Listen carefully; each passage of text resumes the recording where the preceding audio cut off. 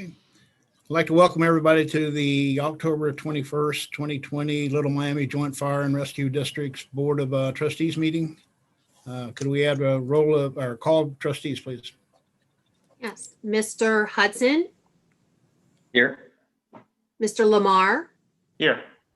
Mr. Lancer, Here. Mr. Shelton, Here. Ms. Taylor, Here. Mr. Van Harn. Here. In your packets that you received earlier in the week, you should have had the minutes from the September 16th, 2020 trustees meeting. Do we have any corrections, deletions, additions? I believe that the minutes said that we did not swear in the new firefighter because he was called away on a run, but he actually came back and was sworn in toward the end of the meeting, and I didn't see that in the minutes. It stated that at the end, didn't it? Did it? Let's I vote missed on it. It was under the Board of Trustees discussion. Okay.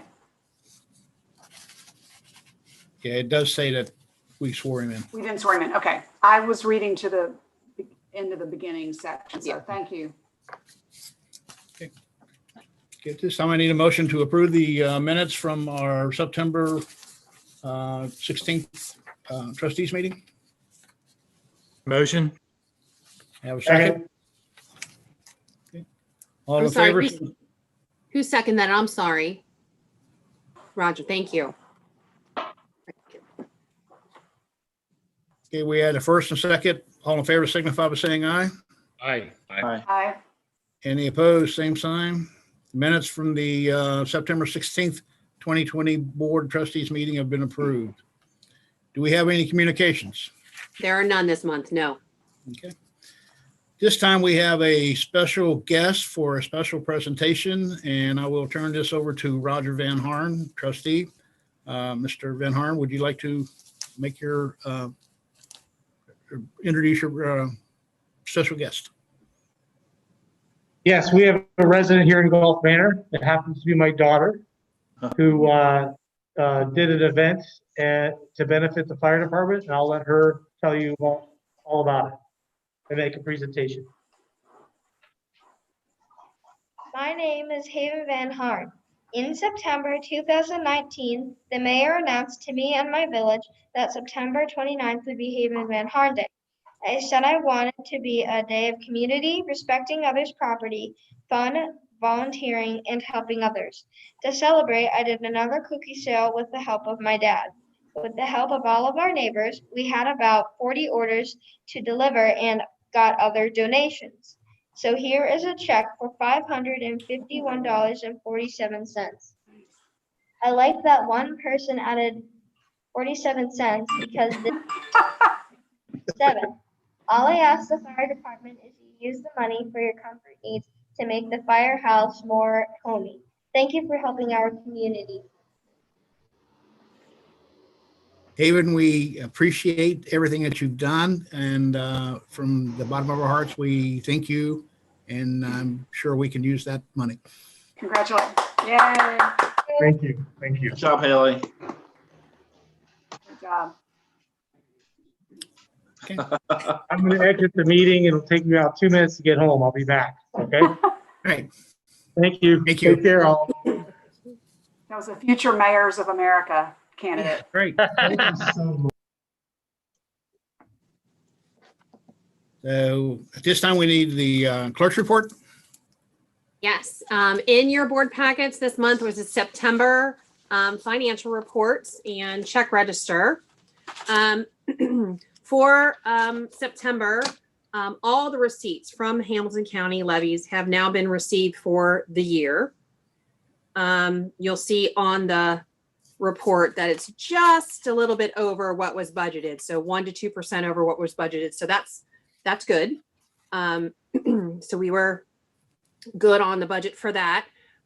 We also received in payments from Columbia Township, including the October payment. So that did get posted in September, as well as some EMS collections and some miscellaneous receipts for things like CPR classes or for plan review. We still have to receive the November and December contract payments from Columbia Township, and the bond subsidy payment, which gets applied to our debt service. So that second half of that money will come in November, usually is when it comes. And the second half of the state of Ohio rollback. Now that we've received all our county funds, the state funds should be coming anytime. So that, in addition to whatever remaining EMS collections we have, will be all the receipts that we will expect for the rest of the year. For expenses in September, you may have noted or noticed on the check register, there was, let me find this on here. There's a beginning of the month, a vendor, it's called Navia. That is applied to medical. That used to be on our check registers as Flex Bank. That is the company that does the administration of the HRA reimbursement program for employees on their medical. Navia purchased or bought out Flex Bank, so it's just under a new name now. And when that transition happened in August, I guess they had to catch up with everything. So the August distributions were all posted on September the 3rd. So that's where there's a bunch of them all together in a row. And then there are some spread throughout the rest of the month, which are the actual September distributions that employees turn in to get reimbursed on their HRA receipt. So just wanted to point that out because that is a new name that you probably haven't seen before on the check register. Other expenses besides our normal kind of operating expenses that are a little bit out of the ordinary. We did have another specialty truck repair expense. This was for the Squad 7 for preventative maintenance and some repair issues. There was a check engine light issue. I think there was something with one of the door handles that had to be fixed on that as well. That was $2,300. And then we also had Anderson Hill Plumbing do some work. They had to do their required backflow test, but those tests showed that some repairs needed to be made to those backflow systems. So there was an expense for $1,200 from Anderson Hill Plumbing as well. Our payroll is still looking good as far as the budget goes. Our year-to-date percentages. But again, some of the line items that we need to keep an eye on for the end of the year that may require some moving around of funds or supplemental appropriation is still building maintenance, the gas and electric, and vehicle maintenance and repair. I'd say those three are the main ones. Some of the other line items that may appear to be running high percentage-wise are either complete for the year or almost complete. So most of those should be good to go, but let me know if you have any questions on anything in particular. And so at the very end of November, the cash on hand balance for the district was $1,149,245.32. Have any questions? I have a question about what the HRA reimbursement annually is for the employees each. They can get up to $5,600. There's a few that's a family plan. There's a few that are on a single plan, and I believe that's $2,600. I'd have to look it up. It's somewhere in the ballpark of that. And again, they get reimbursed for only what is truly turned in or used. So usually it's not the maximum amount, but that's what each employee is per collective bargaining agreement covered to. So I have a. Oh, we finished there. I don't want to object. I don't know why the fire district isn't eligible for COVID relief funds through the county and from the state. I know the village of Gulf Manor is receiving a lot. Do you have an idea of why that is? And is there opportunities to either reach out to county officials and or our local electeds to get the fire district eligible for some of this COVID funding? we had that conversation. Do you want to take it, Jenny? No, We go had that ahead. Conversation. Go ahead, Nelsa. Yeah. So we actually had that conversation, Jenny and then Ron and I and a number of the other city managers and village managers and township administrators were on a call. So our understanding is that the fire district, although it's a district, it is not a government political jurisdiction. And so CARES funds were authorized by the U.S. Treasury to be allocated to counties with 500,000 or greater population, and then to states. And those counties and cities, 500,000, those could then sub-allocate to government political jurisdictions, and the fire district is not. So we asked yesterday, actually Ron asked first, if the county would consider treating fire districts as a separate entity to receive funds directly. And Tom Moeller from Madeira was part of the conversation because they're part of the Indian Hill Madeira. I'm not sure if it's Madeira Indian Hill or Indian Hill Madeira district as well.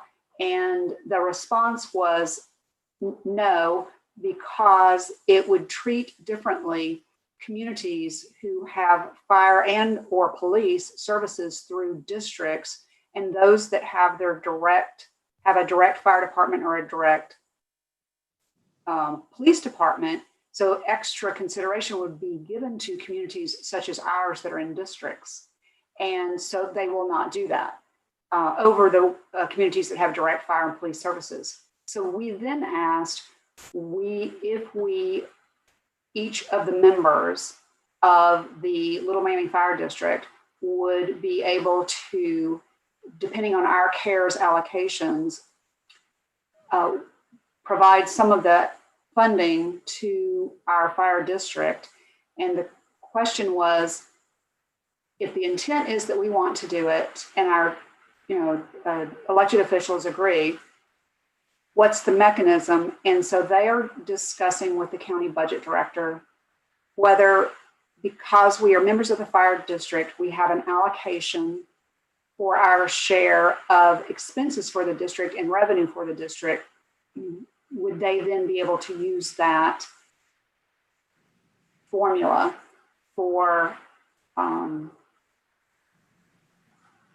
if we would give something to the district, we would use that formula. So they're determining whether we can directly provide funds to the Little Miami Fire District, or if they're going to treat it as a sub-recipient, which would require us as Columbia Township, Gulf Manor, or Fairfax, enter into an agreement with the fire district that they will accept the funds from us. So that would be a sub-recipient. So that's a different mechanism, but they're both basically funding transfers. So we're waiting to hear back from them. I know that was more than what you asked, but I wanted to share for people watching. Do we have an idea of when they will come to that decision? Because a lot of this funding time limited, and I want to make sure if there's an opportunity for our communities to aid the fire district, we do it with sufficient time is that they can actually use it. She said that they would put their heads together and try to get back to us this week, but couldn't promise that. Is that correct, Jenny? Is that what you remembered? That is correct. I was hoping that we would hear something by the end of this week. So far, I have not heard anything, which I assume that means that neither you or Melissa or Ron probably has, but I was hopeful we'd hear something by the end of Friday, but we'll see. They are obviously aware of the whole timing issue, because in the call that we had in general, they stressed a number of times about the timing, and our communities in general that might use it within our own respective communities of having to meet these deadlines and having to have submittals in by a certain date and the last date to put in for reimbursement, et cetera, et cetera. And they stress that a number of times. So they're very aware of how short of a time frame we have to use these funds. So I don't think that's lost on them. And hopefully that means we'll get back an answer sooner than later. So. And so one thing they did clarify also for everyone is that if one member of a district, for example, Indian Hill, Madeira, Indian Hill, they're 50-50. If one member chooses to pass funding on to the fire district, depending on the mechanism that the county decides is appropriate, it doesn't obligate the other member to, and it doesn't obligate the members to give in a way that matches their fund membership formula, like that 50%. That conversation was held earlier in the conversation and then didn't apply to the latter part of it. So it would be voluntary for Fairfax, or Columbia Township or Gulf Manor to determine if you had funds, we had funds that we could then pass along to the fire district in our own amount approved by our own elected officials. And then the county simply will give us the mechanism. So what's interesting also is that the state of Ohio provided CARES allocations as well. And I have to go back and look at the state of Ohio guidance. I believe that they require some type of a subrecipient agreement, but it's been a while since those funds came through. And so I don't recall what theirs is. So depending on whether you do it out of your Ohio disbursement or out of the Hamilton County reimbursement, and then we would, and this is important for Chief Timmers, we would, in order to provide funding, we actually have to provide expense documents. So your personnel being frontline public safety responders are automatically eligible for certain payroll and benefit expenses, but we have to provide documentation. So we would have to come to you and get information on that. And another eligible expense is that we could provide funding for, and Chief Timmers, you and I talked about this earlier this week, for personal protective equipment. Right. And currently the county is providing that free. But by the end of December, I believe December 30th, my understanding is, unless this changes, and every day something changes, frankly, with this process, the CARES process, that pot will dry up. So then it will be on the district to fund its PPE for the coming year or more, depending on how long the pandemic lasts. So we need to look at that as well. So I think we need to have a separate conversation about, first of all, whether the 3-member communities feel that there would be some funds that we could contribute to the district, and then what the district's expenses would be that would qualify us to contribute those funds, and then look at 2021 for, in the event the Hamilton County EMA free PPE goes away, what's the value of what you've been receiving and using maybe on a monthly basis, so we can put a price on that, a figure on that, and understand what 2021's cost might be to the district over and above what the budget is, because it's not budgeted. Is that, Jenny, do you have anything to add? Nope. You covered it. Very good. Andy?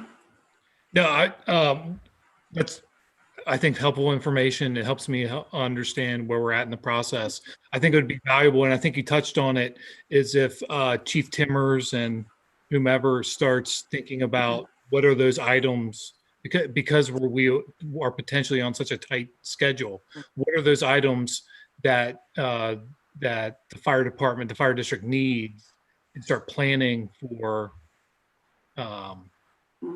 receiving funding from.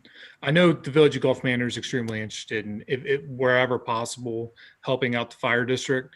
It would be helpful, I think, that if Chief Timmers starts thinking about what exactly the fire departments need and start pricing it out and kind of exploring that, just so when and if the money becomes available to the fire district, they can jump on it quickly and use it before the December 31st or whenever the deadline is. It would be helpful to know, for example, we can talk about this offline, but it would be helpful to know how many thousands of masks or thousands of gloves have you received, starting what month and through what month, and then divide it all out and give us a monthly average that you are in terms of consumption or even storage. So we're using this much, and then we could price out what that value is, and then how many months of supplies do you store? Are you 3 months out? Are you 2 months out? That type of thing. So we get a handle on that. So that's a good idea, Andy. And then it helps us start thinking about what you need for that. And then also for any of the other eligible expense was any of the cost of payroll that increased over the budget as a result of runs to during COVID specific runs, a known infected residents that required extra gear, extra people, that type of a thing. So let's do that here very shortly. Yeah, and I can let you know that we had our chiefs meeting today. It was kind of a hybrid thing. We had some of us were at Scarlet Oaks, and some of them were at their station or at home. But Nick Crosley said that the warehouse is stocked, well stocked with PPE, and I will check with our captain that's in charge of that and find out if we need anything. That all I have to do is just get a hold of the EMA, and they will give us what we need, so we can go from there. Is there a definition of what constitutes PPE? Because I would think it would have to be pretty wide, and what would it fall under that definition? From Right? what they told us, Andy, is that any of the N95 masks, the surgical masks, any gowns that we wear, gloves, so anything like that would be the PPE that they're talking about.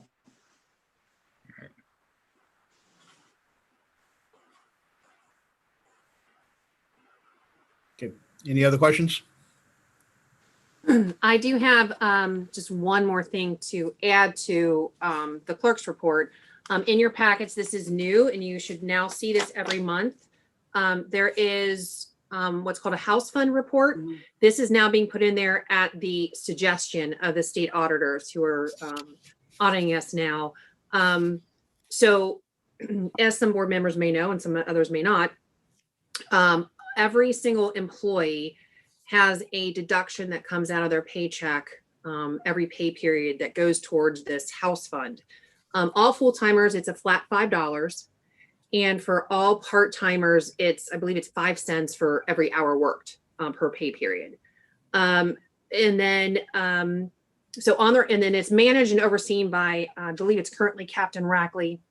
If you look at the report, you'll see there's a beginning balance, and then where it says house fund from district, that's the amount every payroll that was withheld from the totality of the employees paid that particular payroll. And that's provided to the house fund, which that's a receipt to their account. So usually twice a month if there's 2 payrolls in a month. And then they also have a soda machine, and I think it's about every quarter they collect the money out of that once it fills up and make a deposit there. So that's pretty much where the monies come from. And then what they use those monies for are for supplies and food and things like that for the kitchen. So most of the expenses are going to be places like Kroger or Sam's Club or Costco. But that detail of what it deposits are and what funds, what monies those funds are spent on, the auditor wanted the board to be able to see that on a monthly basis as well. So we're going to start, that's a new thing. I just want to make sure you saw that in the report, and you should see that from every month now on.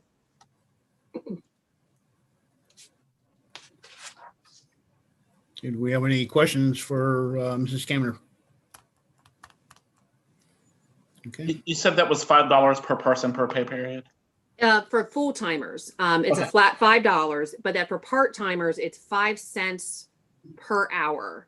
Okay. So it could be $1.50 for someone on a pay period, but another person can be $10. It just depends on how much the part timers work. Okay, thank you. Mm-hmm. Any other questions? Thank you.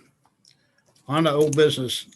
If you remember last month, Andy brought up the question of the Elmwood Place and what's going on with the amount of runs that we're getting right now.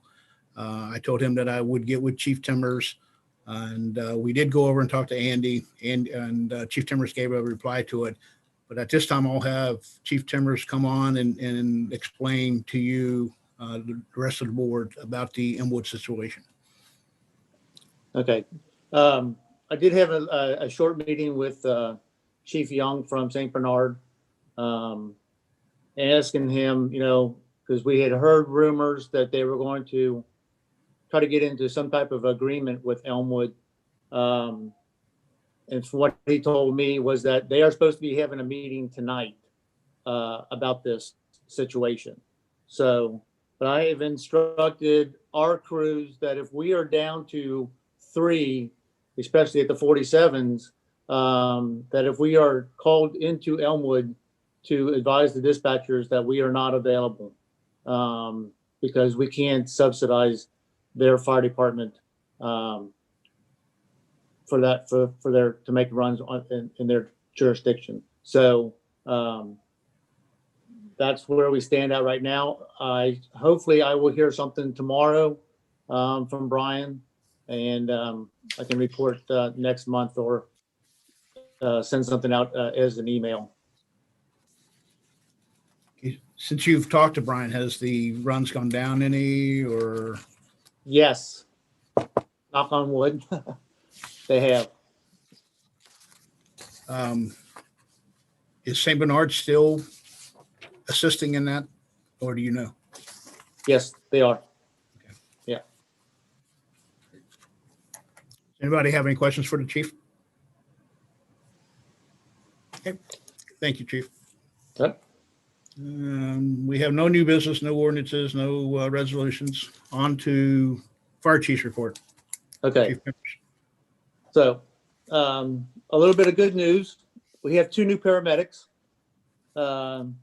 Eric Freeland and Brandon Young, completed all their schooling, and they passed their test, and now they are certified paramedics. So we have 2 more paramedics on board. So that helps out. We did have an issue with one of the squads, the 2008. It needed a new fuel injector, which cost $4,900. So, and then you should be seeing people out finishing up doing the hydrants for the fall to make sure that we don't have any frozen hydrants. And if you have any questions about the runs, I'll be glad to answer them. That's all I have. The other question I got, Terry, is how many times do we check the hydrants? 2 times a year. 2 times a year? Yeah, in the spring and in the fall. So after this week or whatever you're doing right now, it'll all be finished for this year then? They should be, yeah. When we talk about checking the hydrants, what does that entail? Is it flow testing and all that? We normally do that in the springtime. Andy is the doing that. This is just going around to make sure that there's no water in the hydrants, and if there is, we will pump it out at least once or twice, and then if it still continues, then we will call Hamilton County, and they'll come out and repair the hydrant to make sure that it doesn't fill up. Are we having any issues right now with any of them, or that you know As far as I know, I haven't been told anything at all. So okay. I know that we do have some wet ones, but they're going to go back out and pump them out.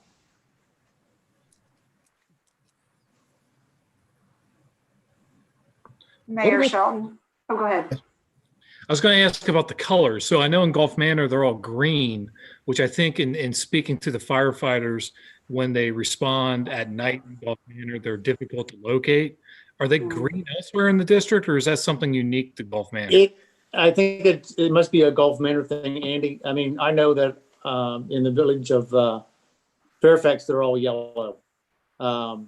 So I know several years ago, we had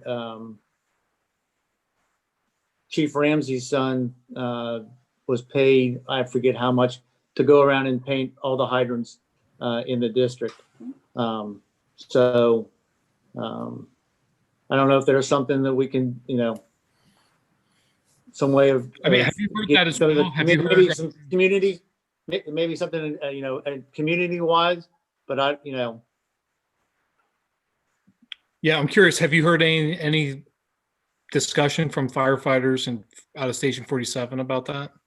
no. All right. But I'll ask Andy. Yeah. Appreciate that. All right, no problem.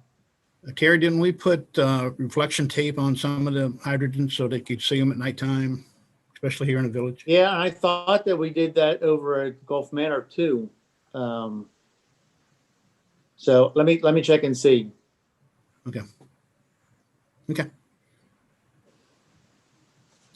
Any other questions for the chief? I don't have a question, but I just wanted to share. I think it would be helpful for our viewers who may not dig through all of the materials if we would share in terms of the runs for fire and EMS, more for people who are in different neighborhoods to hear about some of the activity in their neighborhoods, not necessarily about the difference between Gulf Manor or Fairfax or Columbia Township. But what I would like to do is read for both the fire runs and the EMS runs. So for fire, and this is for September, that's correct? So the total through September for fire runs to all communities, including our 3 members plus communities to which we provide mutual aid, there were 328 fire runs. And the most runs were made to Columbia Township Ridge neighborhood. The second most runs were made to Gulf Manor, third to Fairfax, fourth to Columbia Township Madison Place, and fifth to Marymount. That's fire. And on EMS through September, EMS runs 1,145 through September. The top number of runs, the most runs were made to Gulf Manor first, second to Columbia Township Ridge, third to Fairfax, fourth to Columbia Township Madison Place, and fifth to Elmwood Place, which we brought up earlier and last month.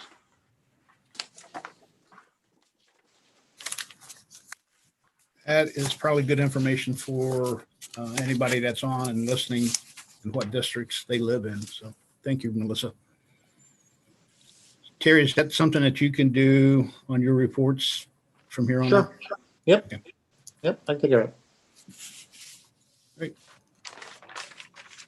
At this time, we're open for Board of Trustees discussions. Anybody have anything? Hear none. Okay. We're open for adjournment. Would somebody like to make a motion to adjourn? I'll motion to adjourn. Do we have a second? Second. I'll make. Okay. Andy's got the second. All in favor, signify by saying aye. Aye. Aye. Any opposed? Thanks, everybody, for attending tonight.